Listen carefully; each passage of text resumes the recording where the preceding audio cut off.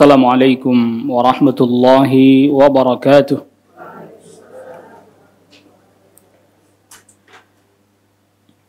Innal hamdalillah nahmaduhu wa nasta'inuhu wa nastaghfiruh wa na'udzu billahi min shururi anfusina wa min sayyiati a'malina. May yahdihillahu fala mudilla lahu ومن يضلل فلا هادي له أشهد أن لا إله إلا الله وحده لا شريك له وأشهد أن محمدا عبده ورسوله يا أيها الذين آمنوا اتقوا الله حق تقاته ولا تموتن إلا وأنتم مسلمون يا أيها الناس اتقوا ربكم الذي خلقكم من نفس واحدة وخلق منها زوجها وبث منهما رجالا كثيرا ونساء واتقوا الله الذي تساءلون به والأرحام إن الله كان عليكم رقيبا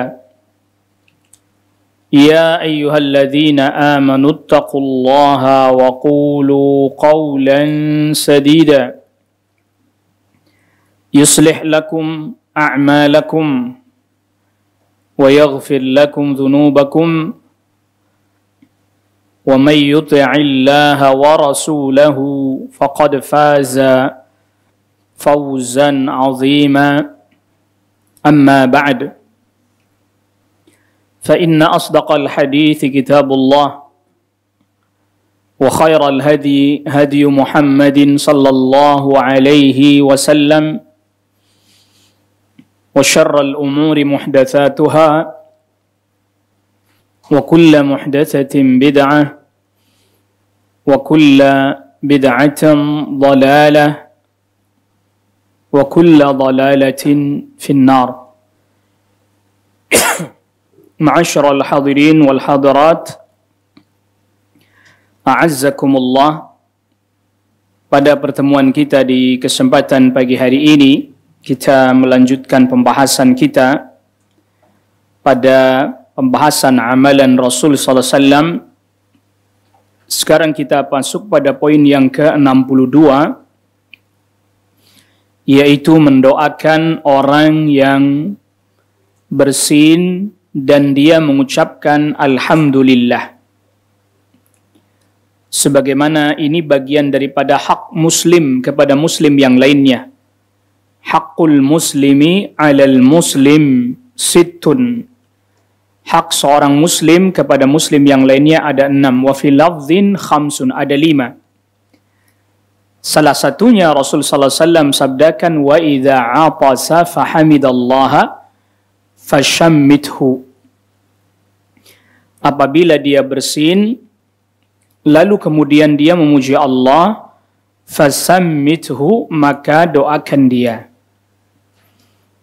Dan Rasulullah sallallahu alaihi wasallam jadikan ini bagian daripada hak seorang muslim kepada muslim yang lainnya. Maka di dalam poin ini hadis dari sahabat Abu Hurairah radhiyallahu an, Rasulullah sallallahu alaihi wasallam bersabda, "Idza 'atasa ahadukum", apabila salah seorang di antara kalian bersin, falyaqul alhamdulillah, hendaklah yang bersin itu mengucapkan alhamdulillah. Walyaqul lahu akhuhu aw sahibuhu, temannya yang mendengar hendaklah mengatakan yarhamukallah, semoga Allah merahmatimu. Fa'idha qala lahu yarhamukallah, apabila temannya itu, saudaranya itu mengucapkan yarhamukallah, falyaqul, maka ucapkanlah yahdikumullahu wa yuslihu balakum. Semoga Allah memberi petunjuk kepadamu dan memperbaiki kondisimu. Di dalam hal ini ada beberapa poin terkait dengan bersin dan hukum-hukum yang terkait dengannya. Di antara para ulama ada yang mengatakan bahwa menjawab orang yang bersin, alhamdulillah, ini berlaku bagi setiap orang yang mendengarnya. Berlaku bagi setiap orang yang mendengarnya. Jadi tidak berlaku kalau yang satu sudah jawab gugur dari yang lain, tidak. Memang ini tidak wajib, dianjurkan. Jadi kata-kata hakul muslim, hak seorang muslim kepada muslim yang lainnya, terkadang bermakna wajib, terkadang juga bermakna sunnah. Jadi kata-kata hakul muslim alal muslim, hak muslim kepada muslim yang lain, terkadang bermakna wajib, terkadang bermakna sunnah. Tetapi di dalam masalah bagi orang yang mendengar, mendoakan, ini adalah hak bagi setiap yang mendengar. Karena ada hadis yang dimana diriwayatkan juga oleh Al-Imam Al-Bukhari, Rasul sabdakan, innallaha yuhibbul utas. Allah mencintai bersin, menyukai bersin. Wa yakrahu tasa'uba, dan membenci menguap. Fa idza 'atasa fahamidallah fa haqqun 'ala kulli muslimin sami'ahu ayyushammitahu.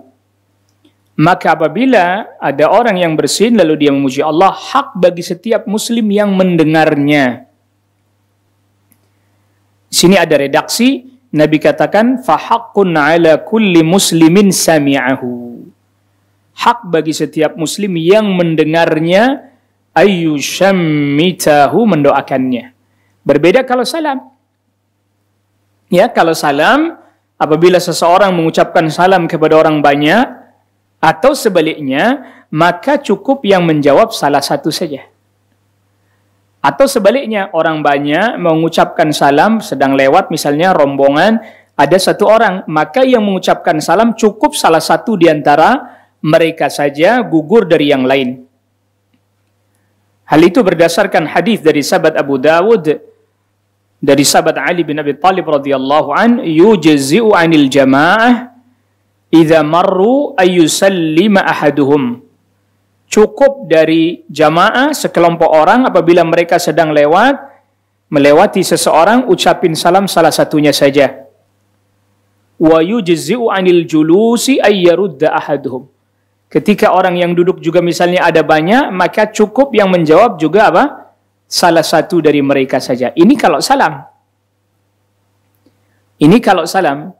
Tetapi kalau bersin, semua yang mendengarnya, kalau dia mendengar dan apabila yang bersin itu mengucapkan alhamdulillah, maka semuanya tetap diperintahkan, dianjurkan untuk mendoakannya.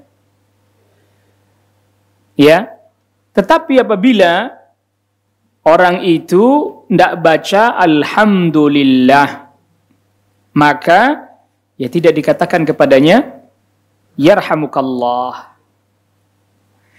Karena di dalam hadis yang diriwayatkan oleh Al-Imam Al-Bukhari dari sahabat Anas bin Malik radhiyallahu an, qala, berkata sahabat Anas bin Malik, atasa rajulani 'inda Nabi sallallahu alaihi wasallam.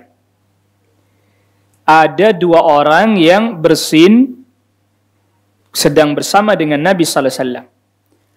Fashammata ahadahuma, Rasul mendoakan yang satu, wa lam yushammitil akhar. Rasul enggak ngedoain yang satu lagi. Faqala ar-rajul, lalu orang yang Rasul tidak mendoakannya itu berkata, ya Rasulullah, syammatta hadha, wahai Rasulullah, mengapa Anda mendoakan orang ini? Walam tushammitni, sedangkan engkau tidak mendoakan aku. Apa kata Rasul sallallahu alaihi wasallam? Inna hadza hamidallah. orang yang saya katakan kepadanya yarhamukallah, saya doakan, dia memuji Allah. Walam tahmadillah, sedangkan engkau tidak memuji Allah. Rawahul Bukhari, hadis sahih diriwayatkan Imam Bukhari. Dari hadis ini, para ulama terjadi perselisihan terkait apakah dianjurkan, diperintahkan mengingatkan orang yang bersin tatkala dia tidak membaca alhamdulillah. Kita dianjurkan mengingatkan atau tidak? Terjadi perselisihan. Di antara para ulama, ada yang mengatakan berdasarkan hadis yang tadi kita baca, tidak dianjurkan untuk mengingatkannya. Kenapa? Karena ketika orang yang Nabi tidak doakan itu bersin, Nabi nggak katakan, qul alhamdulillah, baca alhamdulillah. Nabi tidak perintahkan itu, Nabi biarkan aja dengan tidak didoakan. Dalam rangka mengingat, dalam rangka memberikan dalam tanda kutip hukuman baginya, dan sekaligus juga dia terhalang dari berkahnya doanya Nabi sallallahu alaihi wasallam sebab dia tidak mau memuji Allah Subhanahu wa taala. Karena dia lupa kepada Allah dengan tidak mau menyebut Allah, maka Allah jadikan orang-orang jadi lupa kepadanya dari mendoakannya. Dan kalau seandainya mengingatkannya itu adalah sunnah, dianjurkan, niscaya Nabi sallallahu alaihi wasallam melakukannya, mengajarkannya. Tetapi ternyata di dalam hadis tadi, Nabi tidak ingatkan dia, ucapkan alhamdulillah. Nabi tidak ingatkan itu, Nabi hanya tidak doakan saja. Ini adalah pendapatnya Al-Imam Ibnul Qayyim dan Al-Imam Ibnul Arabi. Sebagian para ulama yang lain mengatakan peringatkan dia. Jadi kalau dia bersin, nggak baca alhamdulillah, ingatkan dia. Setelah dia membaca alhamdulillah, baru katakan kepadanya yarhamukallah. Agar supaya dia mendapatkan kebaikan baik untuk dirinya, dan juga dia mendapatkan kebaikan doa dari orang lain, lalu dia pun mendoakan orang tersebut.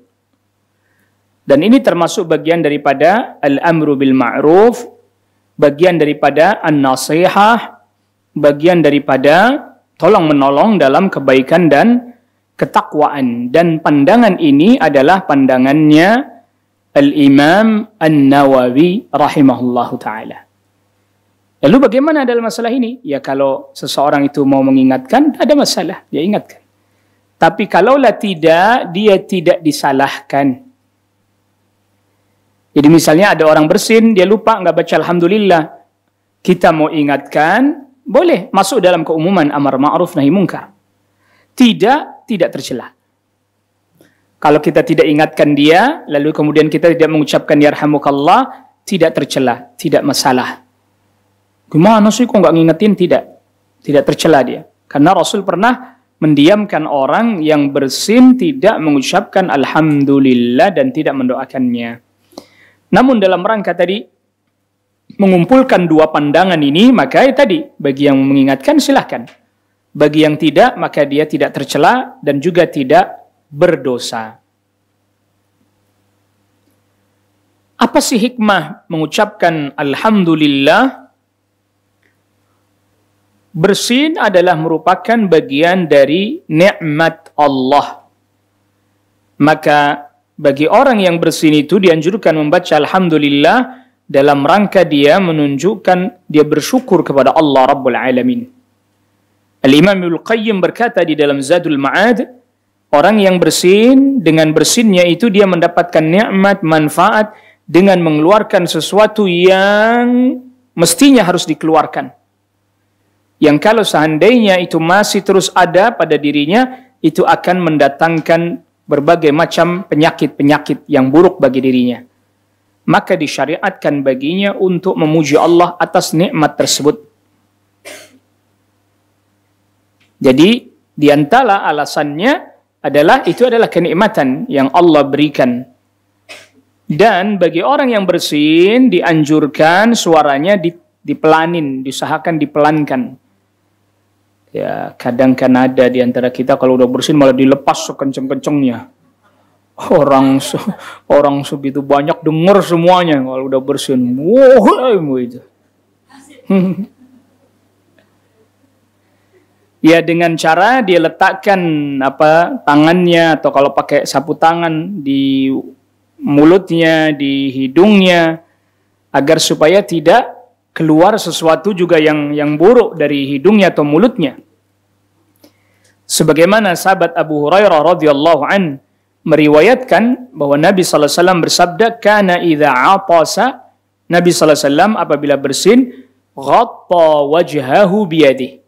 Nabi sallallahu alaihi wasallam tutup wajahnya dengan tangannya atau bisaubihi, atau dengan pakaian. Kalau kayak kita sekarang pakai tisu atau pakai sapu tangan atau semisalnya. Wa ghadda biha sautahu, dan Nabi sallallahu alaihi wasallam berusaha meredam suaranya tersebut. Akhrajahu Tirmidzi wa Abu Dawud. Hadis diriwayatkan At-Tirmidzi dan Abu Dawud, dan berkata Al-Imam Tirmidzi, haditsun hasanun sahih. Hadis ini hadis yang hasan, dinilai hasan oleh sebagian para ulama, dinilai sahih oleh sebagian para ulama. Berapa kali orang bersin yang masih dia mendapatkan doa dari orang yang mendengarnya? Kan kadang bersin satu kali jebres, alhamdulillah, yarhamukallah. 2 kali lagi bersin lagi, jebret lagi, alhamdulillah, yarhamukallah. 3 kali jebret, apakah masih? Jawabannya, ba'da 3 atasat. Setelah 3 kali dia bersin, itu berarti kali keempat dia bersin tidak berhak didoakan. Karena apa? Jangan-jangan dia pilek itu, flu itu dia. Ya, jadi wasahih, yang sahih adalah ba'da 3 atasat, setelah 3 kali bersin, ya sudah. Adapun dia keempat, innahu mazkum. Ya, kalau udah keempat ya dia sakit, berarti pilek itu dia, flu dia. Ya kudu berobat lah kalau dia mau berobat. Nah, permasalahan selanjutnya orang kafir. Ada orang kafir bersin.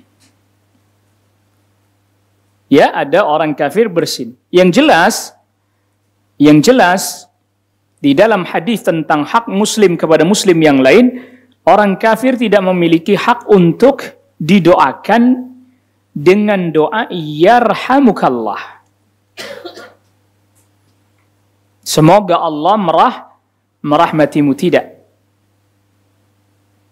Nah, maka ini ada hadis diriwayatkan Abu Dawud dari sahabat Abu Musa Al-Asy'ari radhiyallahu an. Kata Abu Musa Al-Asy'ari radhiyallahu an, kanatil yahudu ta'atasu inda Nabi sallallahu alaihi wasallam. Orang Yahudi mereka terkadang sengaja bersin di hadapan Rasul sallallahu alaihi wasallam. Raja'a yaqula laha yarhamukumullah. Mereka berharap Rasul mendoakan kepada mereka dengan doa yarhamukumullah atau yarhamukallah. Itu orang Yahudi itu bersin sengaja dekat Rasul biar supaya Rasul doakan. Ternyata ketika mereka bersin, Rasul bukan mendoakan dengan yarhamukumullah, tapi Rasul doakannya dengan yahdikumullah wa yuslihu balakum. Semoga Allah memberikan hidayah kepadamu dan memperbaiki keadaanmu. Jadi di doa ini doa hidayah. Jadi kalau ada orang kafir bersin, doanya yahdikumullah wa yuslihu balakum. Semoga Allah memberikan hidayah kepadamu, memperbaiki keadaanmu. Maka tadi kita sudah katakan, tidak boleh mendoakan orang kafir dengan rahmah, yarhamukallah. Karena mereka bukan ahlul rahmah, ahlul azab, na'udzubillah, selama belum bertobat. Tetapi didoakan dengan diberi hidayah, didoakan agar supaya dia mau beriman, masuk Islam. Ada beberapa lafaz terkait dengan memuji Allah dan mendoakan orang yang bersin. Jadi ada beberapa redaksi, Bu. Ada beberapa hadis. Nah, salah satunya hadis yang kita bawakan di sini. Tapi ada beberapa hadis yang lain selain hadis yang kita bawakan di sini. Yang ini yang masyhur. Jadi orang bersin baca alhamdulillah, orang bersin baca alhamdulillah, kita ucapkan yarhamukallah, lalu dia membalas apa? Yahdikumullah wa yuslihu balakum. Ini yang pertama yang kita bawakan di sini. Yang kata para ulama, kata Imam Al-Bukhari, hadzal hadis athbatu ma yurwa fi hadzal bab. Hadis Abu Hurairah ini adalah hadis yang paling kuat terkait dengan bab ini, yaitu bersin ini. Ada lagi diriwayatkan oleh Al-Imam Abu Dawud juga dari sahabat Abu Hurairah radhiyallahu an. Nabi SAW bersabda, ini bagian depannya saja yang berbeda. Idza atasa ahadukum falyaqul alhamdulillahi ala kulli hal. Kalau yang tadi alhamdulillah saja, ini ada tambahan alhamdulillahi ala kulli hal. Adapun yang mendengar tetap dianjurkan membaca yarhamukallah, lalu kemudian membalas lagi dengan membaca yahdikumullahu wa yuslihu balakum. Yang ketiga, riwayat yang ketiga dari Salim bin Ubaid radhiyallahu an, dikeluarkan At-Tirmidzi di antaranya. Nabi SAW bersabda, "Idza 'atasa ahadukum falyaqul alhamdulillahi rabbil alamin." Ya, di dalam riwayat ini ada tambahan alhamdulillahi rabbil alamin. Lalu kemudian yang mendengar mengucapkan yarhamukallah. Lantas kemudian dibalas lagi yaghfirullahu lana walakum. Yaghfirullahu lana walakum. Nah, yang nomor 3 ini yang lebih kuat adalah riwayat dari sahabat Abdullah ibn Mas'ud radhiyallahu an. Dari sahabat Abdullah ibn Mas'ud radhiyallahu an. Lalu kemudian ada juga riwayat dari sahabat Abdullah ibn Abbas. Abdullah ibn Abbas apabila mendengar orang bersin lalu membaca alhamdulillah, Abdullah ibn Abbas membaca afanallahu wa iyyakum minan nar. Afanallahu wa iyyakum minan nar. Semoga Allah menjagaku, menjaga kami, menjaga kalian dari api neraka. Lalu Abdullah bin Abbas baru mengucapkan yarhamukumullah. Yarhamukumullah. Riwayat Al-Imam Malik dari Abdullah ibn Umar. Apabila Abdullah ibn Umar bersin, alhamdulillah, lalu kemudian ada orang mengatakan yarhamukallah, maka Abdullah ibn Umar berkata, membalas doa orang tersebut, yarhamunallahu wa iyyakum wa yaghfiru lana wa lakum. Semoga Allah merahmati kita dan kalian dan mengampuni aku dan kalian juga. Al-Imam An-Nawawi di dalam syarah Sahih Muslim mengutipkan perkataan Al-Qadhi para ulama berselisih terkait dengan bagaimana memuji Allah, bagaimana menjawabnya ketika bersin. Dan athar ada berbeda-beda. Tadi ada yang alhamdulillah, ada yang alhamdulillah ala kulli hal, ada yang alhamdulillah rabbil alamin. Berkata Imam Ibn Jarir At-Tabari, huwa mukhayyarun baina hadha kullihi wa hadha huwa sahih wa ajma'u ala annahu ma'murun bilhamdulillah. Kata Imam Ibn Jarir At-Tabari, silahkan dia pilih. Mau alhamdulillah aja, alhamdulillah ala kulli hal, alhamdulillahi rabbil alamin. Karena ini semua riwayat-riwayatnya sahih. Yang penting dia memuji Allah. Ijma' bahwa yang dianjurkan muji Allah. Adapun lafadznya, redaksinya, mau alhamdulillah, alhamdulillah saja, alhamdulillah ala kulli hal, alhamdulillahi rabbil alamin, boleh. Karena tadi telah datang riwayat-riwayat menjelaskan tentang hal tersebut. Qala wakhtalafu fi raddil 'atisi 'alal musyammiti. Juga terjadi perbedaan riwayat-riwayat tentang orang yang bersin mendoakan kembali, menjawab kembali doa orang yang mendoakan kepada dirinya. Ada yang di dalam hadis disebutkan yahdikumullah wa yuslihu balakum. Lalu kemudian di dalam athar yaghfirullah lana walakum. Kata Imam Malik dan Imam Syafi'i, yukhayyaru baina hadzain. Boleh dia menggunakan yang ini ataupun yang ini. Yahdikumullah yuslihu balakum, yaghfirullah lana walakum. Tidak ada masalah. Karena itu semua ada hadis dan ada athar menjelaskan tentang hal tersebut. Nah, maka yang paling afdal, yang paling utama adalah mencukupkan dengan apa yang datang di dalam sunnah Nabi Sallallahu Alaihi Wasallam atau yang datang dari para sahabat. Kalau di sunnah Nabi Sallallahu Alaihi Wasallam, sebagaimana tadi kita katakan, athbat ma fi hadal bab, riwayat yang paling kuat di dalam bab masalah ini, kata Imam Bukhari adalah orang itu bersin alhamdulillah, lalu didoakan yarhamukallah, lalu kemudian didoakan yahdikumullahu wa yuslihu balakum. Perhatikan. Di sini kita coba tadi sudah menyebutkan itu urutannya dari hadis yang paling kuat, yang paling sahih, lalu kemudian yang derajatnya sahih juga tapi tidak sekuat yang sebelumnya, lalu kemudian yang paling bawah, lalu kemudian sampai kepada perbuatannya sebagian apa? Sahabat. Seperti inilah mestinya. Nah, para ulama yang setelahnya pun mereka begitu ya. Pilih aja kalau memang ada datang hadis, pilih aja yang mana. Atau ada datang dari sahabat, silahkan mau pakai, boleh.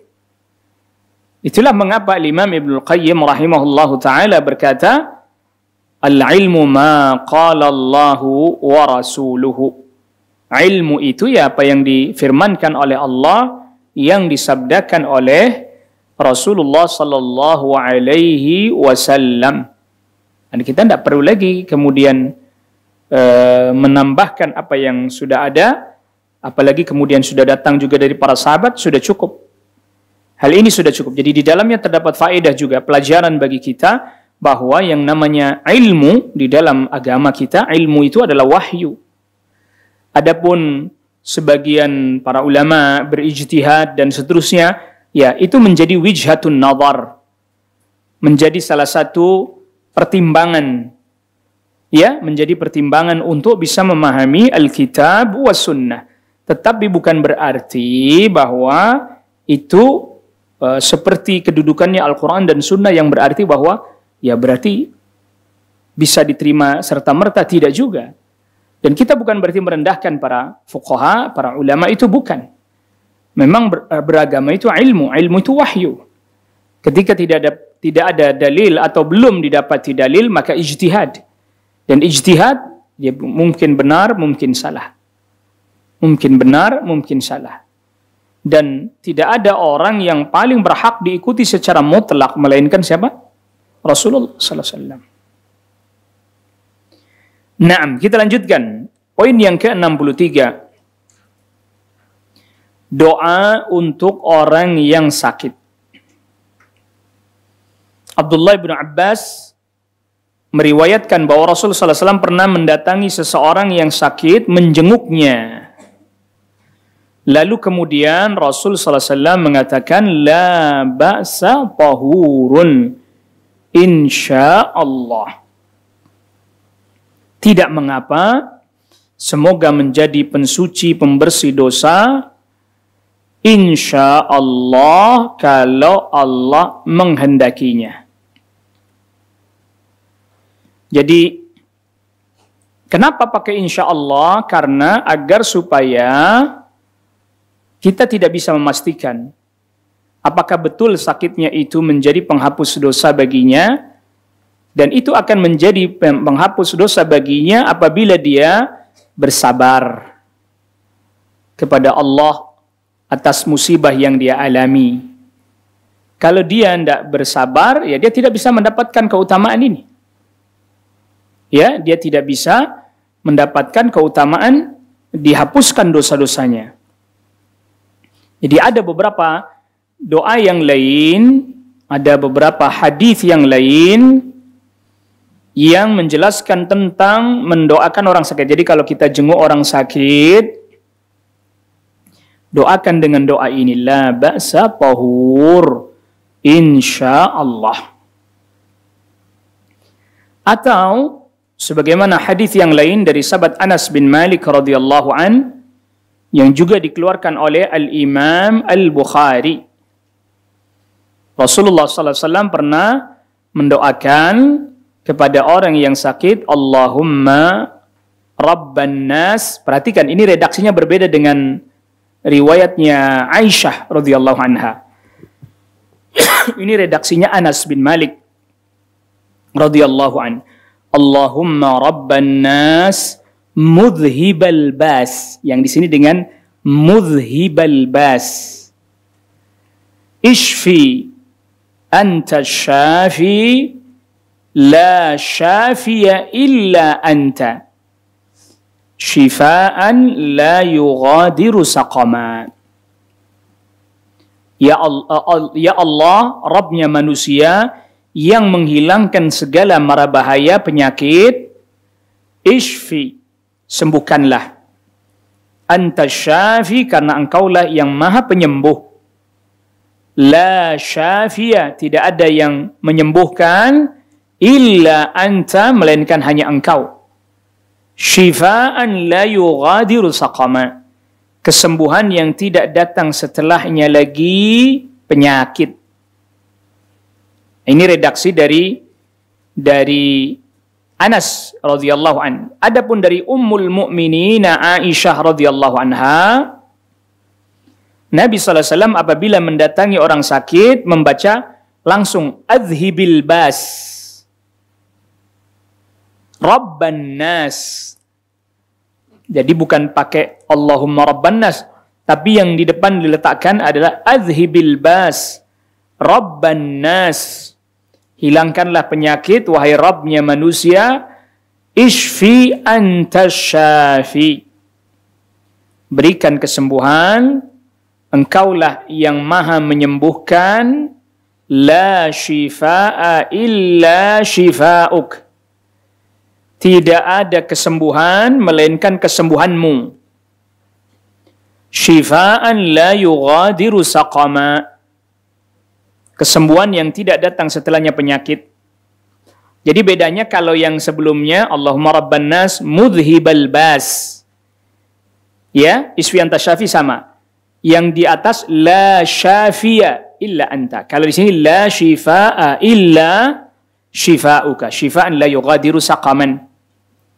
Di dalam riwayat yang lain lagi, juga diriwayatkan Imam Bukhari, Nabi sallallahu alaihi wasallam apabila menjenguk orang sakit, keluarganya ada yang sakit, yamsahu biyadihil yumna, Nabi usapkan dengan tangan kanannya ke tubuh orang yang sakit itu, lalu Nabi membaca. Nah, kalau yang ini redaksinya seperti menggabungkan dua redaksi sebelumnya yang kita sudah sebutkan. Allahumma rabban nas adhibil bas, ishfi wa anta syafi la shifaa illa shifauka shifaan la yughadiru saqama. Tapi di sini ada tambahan, boleh sambil diusapin tangan kanan ke tubuh orang yang sakit tersebut atau disentuhkan.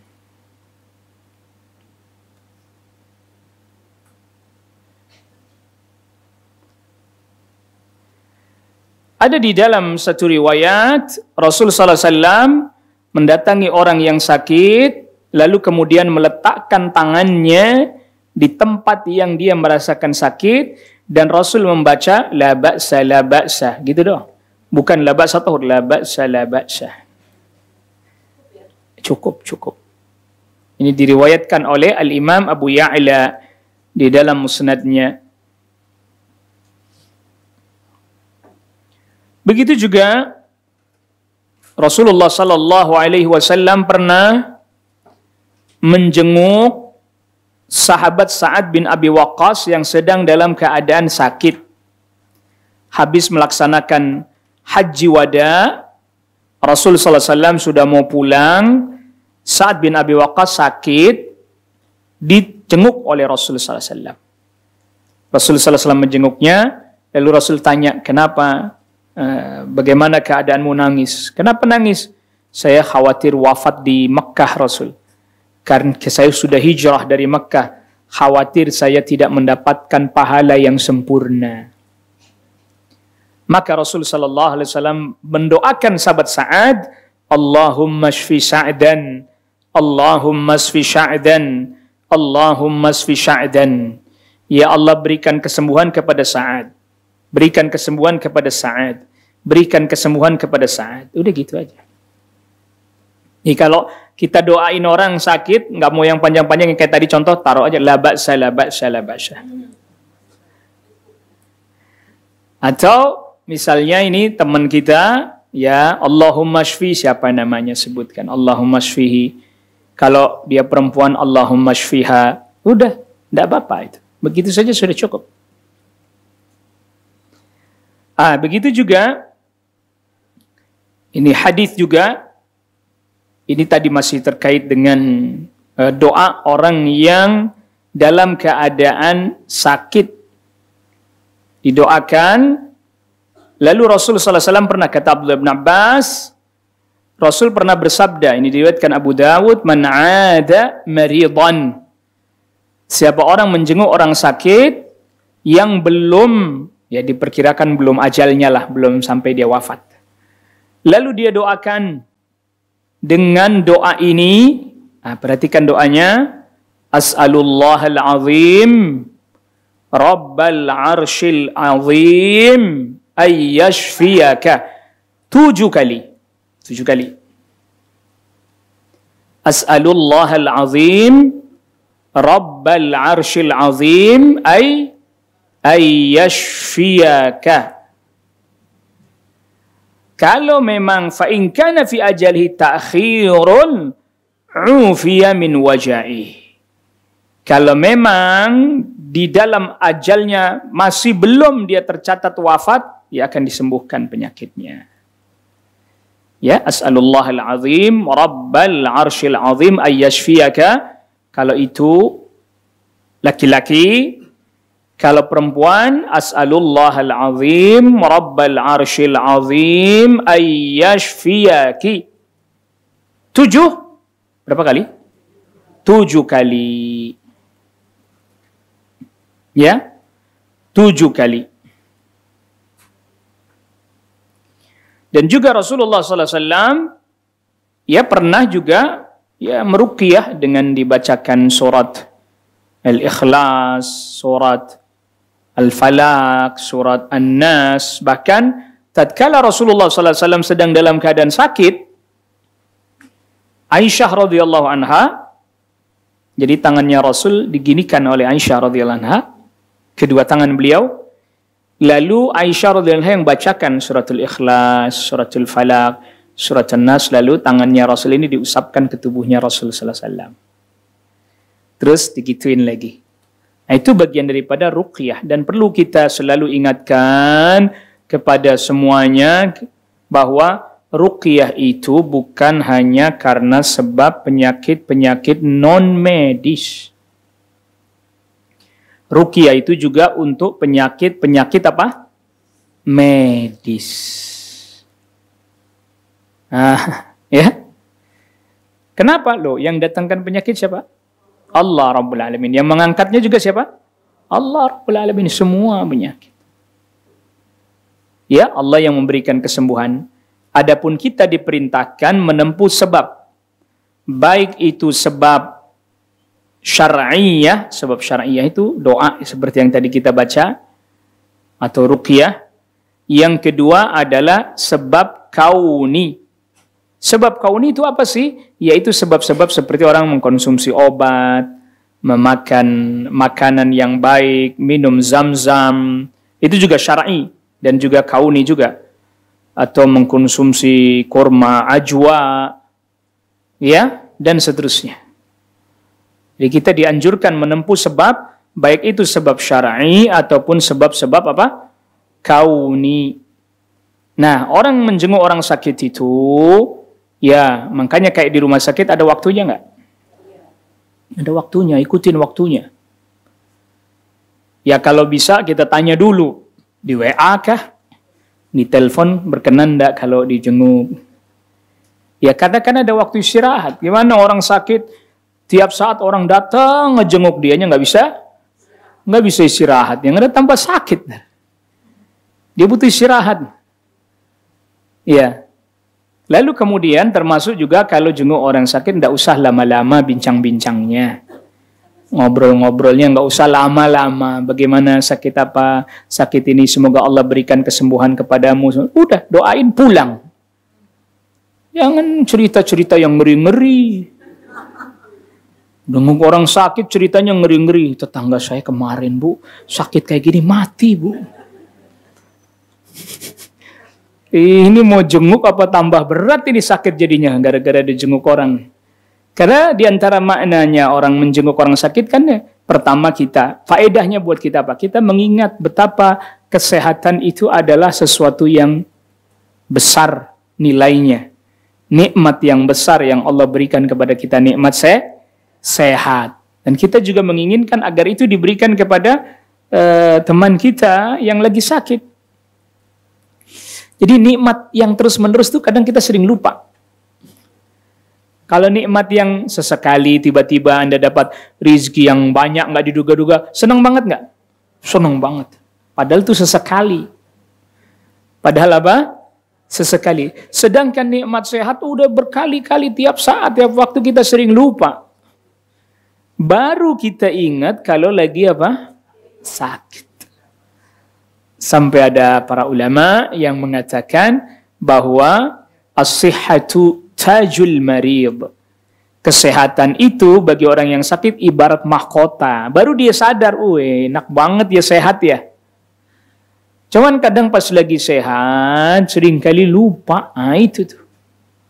Lagi sehat, lupa mendekatkan diri kepada Allah. Beribadah kepada Allah. Lagi sehat, lupa. Lagi sakit baru ya Allah. Makanya Nabi sallallahu alaihi wasallam sabdakan, ta'arraf ila Allah fi ar-rakha ya'rifka fi syiddah. Dalam keadaan kita lapang, dalam kita keadaan lagi sehat, dalam keadaan kita diberikan oleh Allah kesenangan, teruslah mengingat Allah. Ya'rifka fi syiddah. Maka dalam keadaan nanti kita sulit, Allah kenali kita, Allah tolong kita, Allah bantu kita, Allah hilangkan kesulitan kita.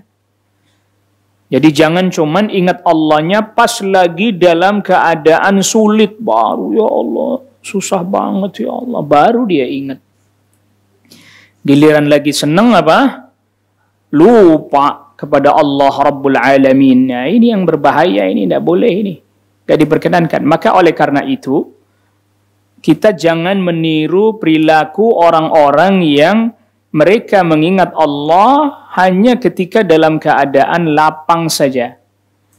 Giliran lagi keadaan sempit, dia nggak mau mengingat Allah Subhanahu wa Ta'ala. Dan ini kebiasaannya, na'udzubillah, orang-orang musyrik. Ingat Allahnya pas lagi sulit doang. lagi susah, lagi terhimpit, lagi dalam keadaan sulit terhimpit, baru dia ingat Allah. Lagi lapang enggak, Bu. Lupa dia. Bahkan lagi dalam keadaan susah, sulit, terhimpit, itu betul-betul dia sungguh-sungguh berdoa kepada Allah. Giliran udah lapang, berbuat kesyirikan lagi. Allah berfirman di surat Al-Ankabut, ayat ke-65, فَإِذَا رَكِبُوا فِي الْفُلْكِ دَعَوُوا اللَّهَ مُخْلِصِينَ لَهُ الدِّينَ. Ketika mereka naik ke perahu, terombang-ambing di lautan, Bu, badai ombak di lautan, mereka berdoa kepada Allah, memurnikan agama hanya kepada Allah. Nggak ada dia berbuat kesyirikan. Ya Allah, tolong kami, ya Allah, selamatkan kami. Falamma najahum ilal bar. Ketika Allah selamatkan mereka ke daratan, idza hum yusyrikun, mereka berbuat kesyirikan lagi. Lagi susah ingat Allah, lagi senang lupa Allah. Yang lebih parah, Bu, yang lebih parah, lagi senang lupa Allah, lagi susah tambah lupa. Lebih parah itu. Lagi senang apa? Lupa sama Allah, nggak mau taat dan seterusnya. Lagi susah malah datengin dukun. Tambah parah itu namanya. Lagi susah malah makin jauh dari Allah. Nah, itu makin jauh dari Allah. Datangnya ke kuburan. Naudzubillah. Nasallallahu alaihi. Jadi jangan sampailah kita jadi hamba ini, na'udzubillah, kenal Allah cuman pas lagi susah aja. Seolah-olah kalau lagi susah baru dia. Emang kan Allah yang menciptakan kita. Kita diperintahkan beribadah kepada Allah baik dalam tatkala senang, tatkala susah, sedang lapang, sedang sempit. Dalam semua keadaan kan kita diperintahkan berdoa dan meminta beribadah hanya kepada siapa? Hanya kepada Allah. Jadi seolah-olah ketika dia lagi senang, nggak ingat Allah, saya lagi nggak butuh Allah ini. Giliran lagi susah baru, ya Allah, butuh banget. Ya tadi yang parah lagi, senang susah lupa Allah, na'udzubillah. Nasallallahu alaihi. Ini yang bisa kita sampaikan pada pertemuan kita di kesempatan hari ini. Ada pertanyaan, silahkan.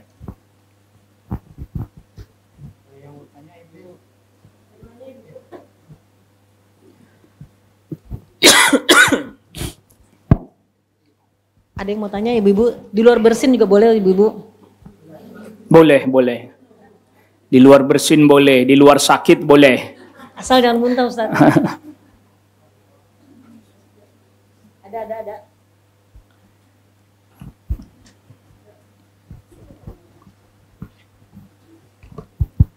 Assalamualaikum warahmatullahi wabarakatuh. Waalaikumsalam warahmatullahi wabarakatuh. Di luar tema ya Ustadz. Silakan. Ustadz, kajian yang kemarin saya dengar kalau kita habis makan kita kan kumur gitu ya. Ada sunahnya kumur itu ditelan Ustadz? Ada kumur itu ada sunahnya nggak harus ditelan gitu apa mubah gitu?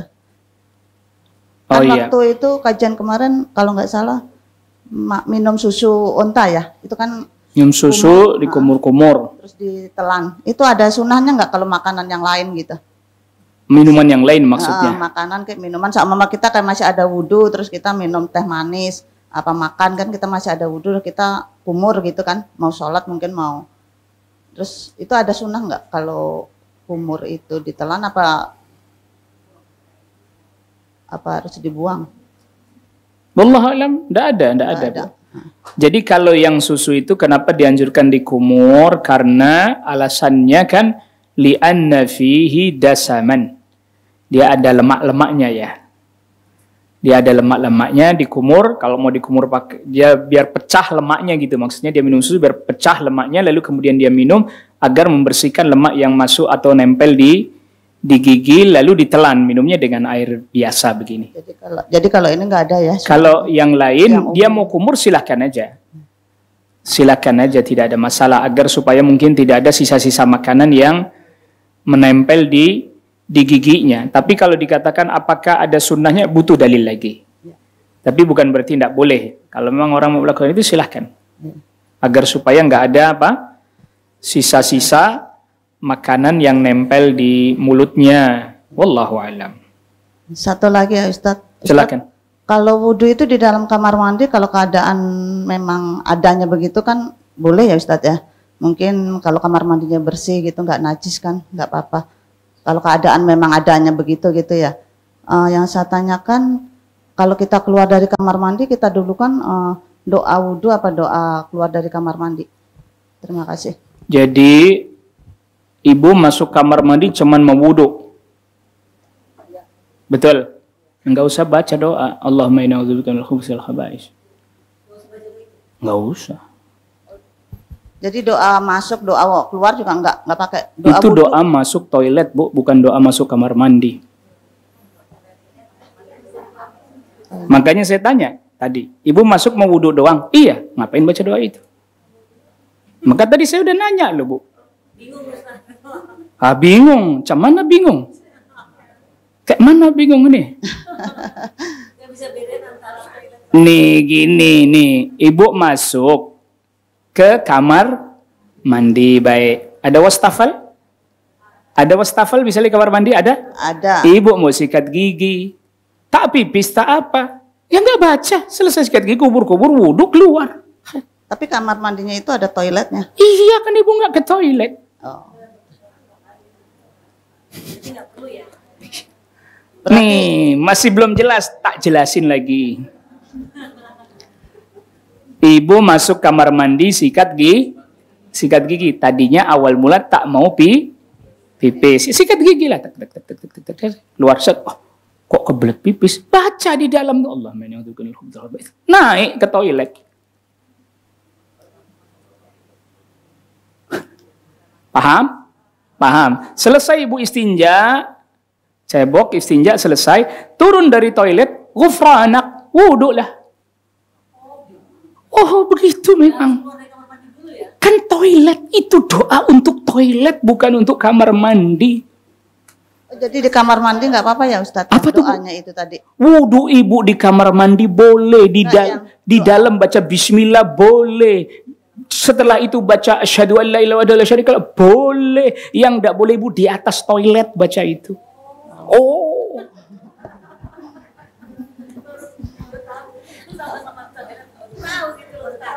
Ya, ini penting harus dipahami, Bu. Sampai sekarang saya juga bingung siapa ini yang mengganti Allahumma inni a'udzubika minal khubuthi wal khaba'ith jadi doa masuk kamar mandi ini, siapa ini yang menggantinya nih, siapa? Karena Bu di hadisnya karena Rasulullah sallallahu alaihi wasallam idza dakhalal khala'a qal, Rasul apabila masuk WC. Nah, kalau masih belum paham saya kasih penjelasan lagi. Di zaman Rasulullah sallallahu alaihi wasallam, Bapak Ibu jamaah sekalian, toilet sendiri, kamar mandi kayak zaman dulu di Jakarta masih sepi zaman dulu, atau sekarang nah Depok juga udah rame. Daerah Depok dan sekitarnya dulu, Bekasi Bu dan sekitarnya tuh yang namanya sumur gede di belakang rumah, di kebon, nggak ada yang di dalam rumah, betul? Tuh kamar mandi di sini, toilet di sini Bu. Beda, cuman satu jalur air doang, nimbaknya nyuanginnya pecah di dalam. Tapi antrian jelas. Mau kemana? Toilet, belah sini. Mau mandi, belah situ. Yang lagi repot, pas lagi mandi, kebelet mau ke toilet, kesini dulu, kudu kesini dulu nih.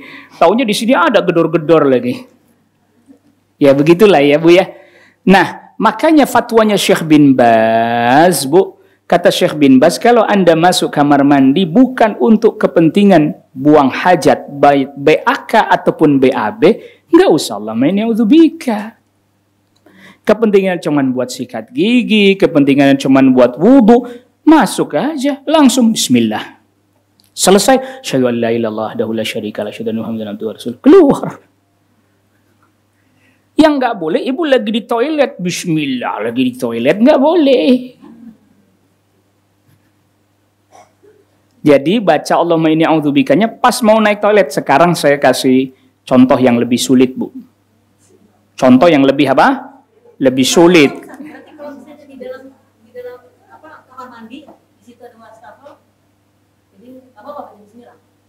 Nggak apa-apa. Mana yang melarang? Di hotel itu kan biasanya wastafel kamar mandi satu. Satu, betul. Betul. Bahkan di sebagian hotel itu, Bu, shower ya, ada kacanya sendiri. Baru ada toilet, ada wastafel, betul? Ya. Asal ibu ndak di situ lagi mau buang hajat, nggak usah baca Allahumma inni a'udzubika. Saya kasih contoh yang lebih sulit, Bu. Orang zaman dahulu safar, melakukan perjalanan, Bu. Lalu kemudian berhenti sejenak kan, mau buang hajat pergi ke padang pasir. Kapan baca Allahumma inni a'udzubika? Pas mau duduk. Allahumma inni, bismillah, Allahumma inni a'udzubika minal khubuthi wal khaba'is. Jongkok. Tuh. Jelas gak? Di sini punya bayangan gak analoginya? Maka tadi saya bilang, Anda mau naik ke toiletnya, ya baru Allahumma inni a'udzubika minal khubuthi wal khaba'is. Naik. Turun, ghufranak. Kalau masih sulit memahaminya, maka saya kasih contoh di padang pasir atau di pematang sawah. Ibu belum pernah ngalamin ya? Ada yang udah pernah ngalamin di sini? Saya udah pernah ngalamin, Bu. Tinggal di pedesaan, Bu, mau buang hajat ke pematang sawah dulu, sana jauh ngetip bawa air gitu, sambil keredongan sarung. Kalau kita susah. Ya itu, ini kan contoh aja dulu begitu terus. Atau helikopter. Belum pernah tahu teknologi helikopter, Bu. Itu yang di pinggir sungai itu, yang jamban gantung. Itu namanya helikopter, Bu. Di bawahnya biasanya itu ada ikan. Nah, itu helikopter, nama kerennya helikopter, Bu. Jamban. Itu jamban gantung. Jadi ya kita pas mau jongkoknya baru baca ya, Bu ya. Atau pas melangkahkannya Allah. Nah, seperti itu sama aja. Supaya kita tidak terlihat oleh jin. Itu baca bismillah. Baca bismillahnya kalau yang itu. Bukan Allahumma inni a'udzubikanya, Bu. Bismillahnya, Bu. Satru ma baina auratina wal jin. Bismillah. Yang menghalangi antara aurat kita dan jin apa? Bismillah. Jadi ibu kalau mandi, buka baju bismillah. Tapi enggak Allahumma inni a'udzubika.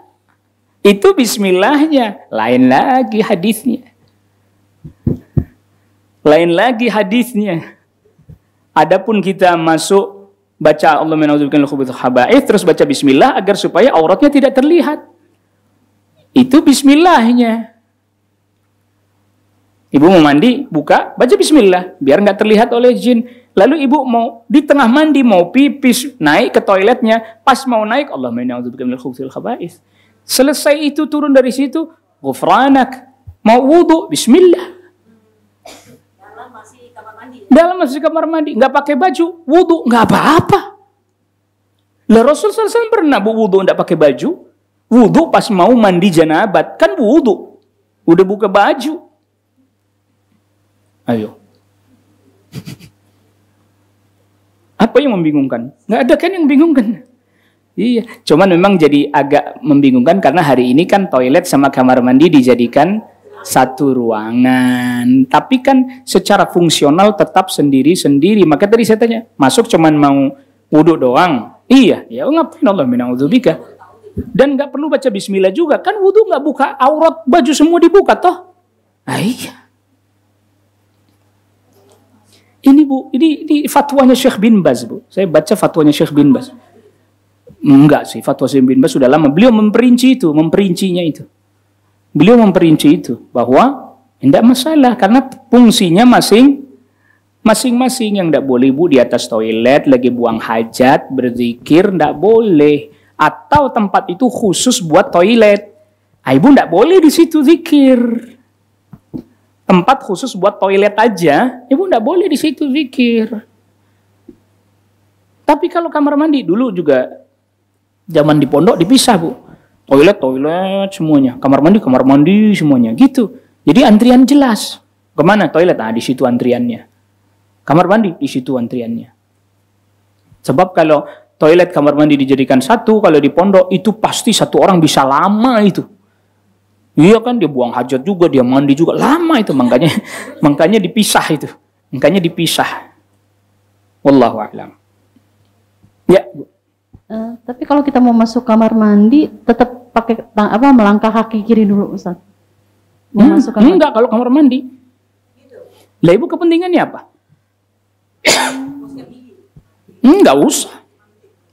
Ya mau mandi gitu, Ustaz. Enggak. Ibu mau naik ke toilet, dah kaki kiri dulu tuh. Oh, berarti yang ke toilet doang ya, Ustaz ya. Lah kan melangkah, Bu. Melangkah. Mau kata yang jongkok, mau kata yang ini juga kan ngelangkah. Iya. Ya harus dibayangin.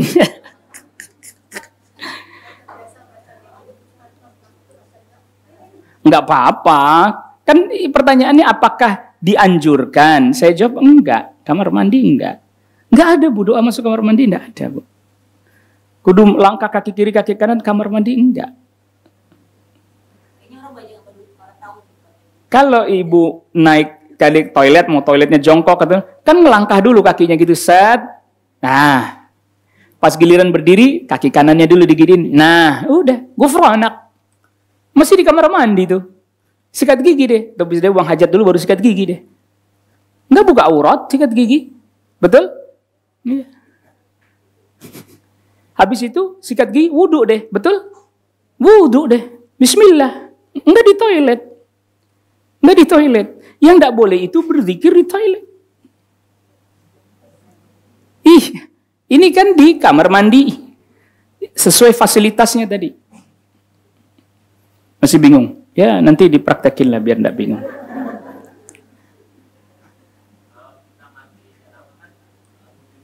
Iya.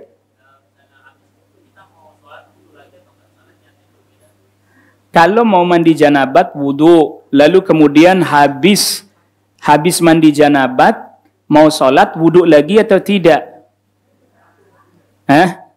Mel jawab, jawabannya enggak. Oh, hadas besar aja udah hilang, apalagi yang kecil. Dengan mandi janabat hadas besar hilang, yang kecil ikut hilang. As-saghir yadkhulu 'alal kabir. Hadas kecil masuk ikut terangkat dengan hadas yang besar, kecuali habis mandi Anda hadas kecil lagi, itu lain cerita. Iya dong. Habis mandi mau sholat Anda kentut hadas kecil kan ya wudhu lagi kalau begitu, itu kecuali itu. Tapi kalau setelah mandi tidak ada apa-apa lalu kemudian Anda sholat, sah. As-saghir yadkhulu 'alal kabir. Yang kecil masuk ke yang besar. Jadi itu bukan masalah karena wudhunya yang sebelum mandi janabat, bukan itu, karena mandi janabat itu menghilangkan hadas besar. Yang kecil ikut kepada yang besar. Ya memang niatnya wudhunya lain, nggak sama. Tapi kan mandi. Sekarang mandi janabat tujuannya kan biar dia suci, sah salat, betul nggak? Betul nggak? Yang namanya bersuci itu ada bersuci besar, ada bersuci kecil. Bersuci besar itu dari hadas dengan cara apa? Bersuci dari hadas besar itu dengan cara apa? Mandi. Bersuci dari hadas yang kecil dengan cara apa? Wudu. Ganti bersuci hadas besar, hadas kecil. Kalau tidak ada air apa? Mandinya, Pak. Bukan wudunya niat mandi. Bukan wudunya niat sunnah mandi. Bukan mandinya. Itu kan. Hadas besar, hadas kecil. Sudah ikut. Kecuali habis mandi baru mau sholat Anda kentut lagi misalnya. Atau Anda pipis lagi, ya batal. Artinya datang belakangan kembali hadas kecil. Wudhu lagi enggak? Ya. Seperti itu. Udah ya? Masih bingung. Ya, ntar di rumah dipraktekin. Ini toilet, ini wastafel, ini tempat wudhu. Oh iya, selama ini kan orang beranggapannya kamar mandi aja secara mutlak. Padahal kita masuk kamar mandi kepentingannya macam-macam. Tadi ada yang sikat gigi saja, ada yang wudhu saja. Nah, memang ada fatwa sebagian para ulama dari kalangan Syafi'iyah di belakang mengatakan bahwa makruh berwudu di tempat yang ada toiletnya. Tetapi fatwa ini wallahu a'lam la wajha lil karahiyah. Enggak ada sisi dia dimakruhkannya apa. Dalil dia dimakruhkannya apa. Ya, kalau di toiletnya dia wudu di atas toilet, iya enggak. Apalagi lagi buang hajat, ya tidak. Tapi kemudian di tempat yang di situ ada toiletnya dibilang makruh, apa wajah atau sisi pemakruhannya, apa sisinya? Takut kecipratan. Toiletnya orang zaman sekarang ditambah lagi kan itu keran ya, Bu. Kadang keran doang di situ, betul. Di kamar mandi kita nih, misalnya ini toilet, terus kemudian ini wastafalnya, itu kerannya di situ, Bu. Memang ruangannya nggak begitu luas, tapi nyipratnya apa yang nyiprat ke situ? Makanya tadi dalam masalah ini, ya silakan saja kalau yang mengikuti fatwa itu, tetapi saya tidak mendapati apa wajah dimakruhkannya apa, sisi kenapa dia jadi makruh apa. Alasan, pertimbangan dimakruhkannya, dalilnya. Sama gini dong, kalau tadi kayak di padang pasir ya Bu ya. Orang buang hajat nih di sini, lalu dia bergeser ke sebelahnya. Ada air, dia wudhu, kan gak ada masalah. Tuh. Dia di situ tuh, toiletnya di situ tuh. Nengok masih ngelihat itu ya, jejak-jejaknya. Kan begitu tuh. Nah yang seperti ini, ya tadi makanya tadi saya tetap katakan tidak ada alasan untuk dimakruhkan. Ya kecuali dia bisa datangkan dalil baru atau dalil lagi yang dengan sebab itu kemudian kita menyimpulkannya bahwa itu dimakruhkan. Wallahu taala a'la wa a'lam. Sudah ada kan pertanyaannya? Masih kayaknya. Oh, ayo, satu lagi.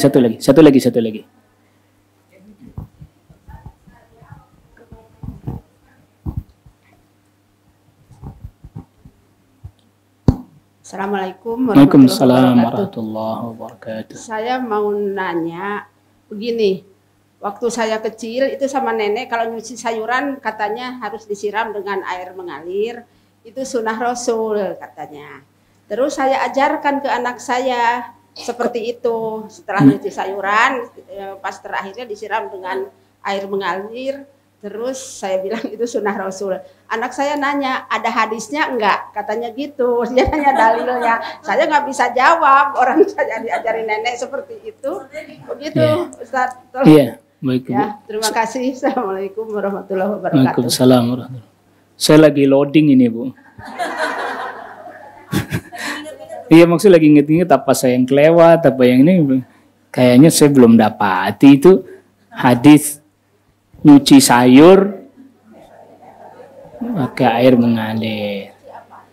Ya kalau kita ajarkan itu agar supaya sayurnya itu bersih ya dan seterusnya, silahkan. Tapi kalau kemudian dikatakan itu sunnah Rasul ya harus ada dalil dan saya belum dapati dalilnya. Untung aja ibu ndak ngomong ke anak ibu, tanya saja sama nenek sana katanya. Nenek sudah wafat katanya ditanya. Aku diajarin sama nenek kamu, ibu diajarin sama nenek kamu, tanyalah sama nenek sana. Neneknya sudah wafat ya Bu ya. Jadi begitu ya Bu ya. Jadi kalau diajarkan itu cara mencuci seperti itu agar sayurnya bersih dan seterusnya silahkan. Tapi kemudian menisbatkan hal ini kepada sunnah Rasul sallallahu alaihi wasallam maka hal ini butuh dalil. Wallahu a'lam wa sallallahu ala nabiyyina Muhammadin wa alihi washabbihi wa sallama tasliman katsira. Subhanakallahumma bihamdik asyhadu an la ilaha illa anta astaghfiruka wa atubu ilaik. Assalamualaikum warahmatullahi wabarakatuh. Dukung Al-Hujjah untuk punya tempat dakwah. Salurkan wakaf lahan melalui Bank Syariah Indonesia. Nomor rekening 7796001377 atas nama Al-Hujjah Dakwah Islamiyah dengan memberikan kode 300 di belakangnya. Contoh, Rp 10.300.000, syukron, wa jazakumullah khair.